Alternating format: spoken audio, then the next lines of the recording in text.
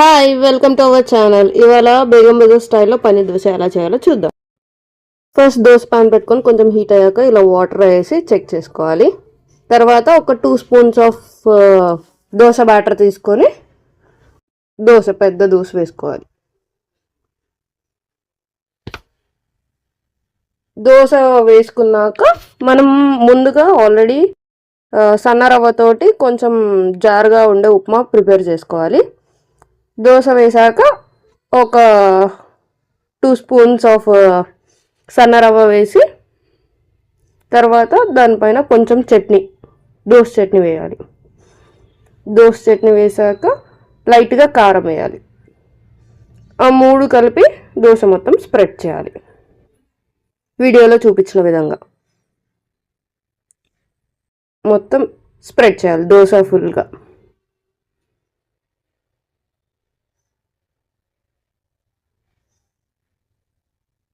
Spread చేసాక దాని మీద లైట్గా ఆనియన్స్ స్ప్రింకిల్ చేసుకోవాలి. ఆనియన్స్ ఎక్కువ ఇష్టం ఉంటే ఎక్కువ వేసుకోవచ్చు. ఇప్పుడు పన్నీర్ తీసుకొని దానిపైన గ్రేట్ చేసుకోవాలి.